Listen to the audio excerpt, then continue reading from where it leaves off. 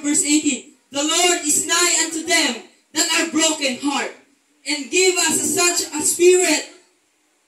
Sabi ng ating Panginoon, mas malapit ang mga taong nasa brokenness, mga kapatid.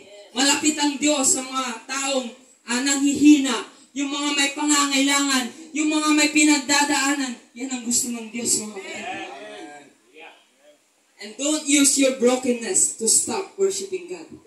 Huwag mong gagamitin yung brokenness mo para lumayo sa ating Panginoon. But use your brokenness to fuel your worship. Use your brokenness as a springboard for your praise. Use your brokenness to worship God, mga kapatid. Dahil mas masarap magpuri pag may sugat. Masarap manalangin pag may sugat. Masarap lumapit sa Diyos pag may sugat. Sino pong may mga anak dito, mga kapatid? Di ba po yung mga anak natin, pag masaya sila, sige, takbo. Sige, takbo. Pero pag nauntog na sila, mga kapatid, anong unang sasabihin nila? Mama. Umiiyak sila, mga kapatid. Marahil ngayon, mga kapatid, may mga pain, may mga sorrows, may mga pinagdadaanan kayo, mga kapatid. Dahil yan yung kaparaanan ng Diyos para mas lalo tayong lumapit sa ating Panginoon. Nararanasan mo yung mga pain na yan dahil namimiss ka na ng ating Panginoon. Namimiss ka niya na mag-pray. Namimiss ka niya na mag-worship, mga kapatid. Namimiss ka na yung dati na humahagulgol ka dito sa harapan, na nagpapakumbaba, hinahanap mo ang presensya ng ating Panginoon. Hindi mo pinapansin kung sino yung katabi mo, pero nakapokus ka kung sino ang Diyos na pinaglilingkuran mo. Ang nest, mga kapatid, is blessing sa atin, mga kapatid.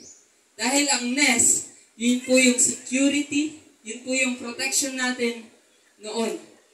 At kung wala ang nest, mga kapatid, hindi tayo mabubuhay. Dahil dun sa nest na yun, dun tayo nag-survive. Dun tayo inalagaan, dun tayo pinakain, at we are thankful for that nest, mga kapatid.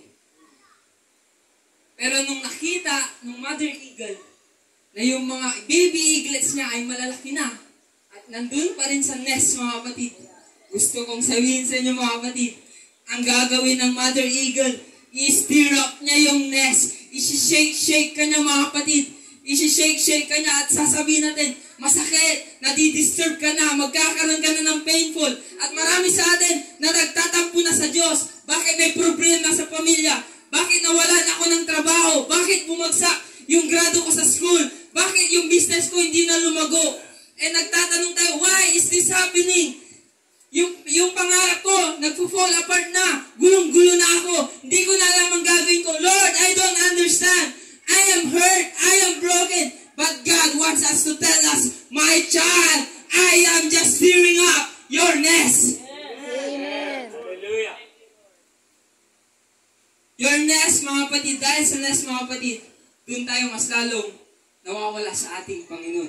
Dahil pag komportable tayo, mga kapatid, hindi na tayo magpupursige na lumapit sa ating Panginoon. Because we are comfortable on our nest. You cannot experience the best if you stay on your nest. The greatest episode in your life, the greatest chapter in your life, the greatest moment in your life, if you stay on your nest, mga kapatid. Gusto ng Diyos na mga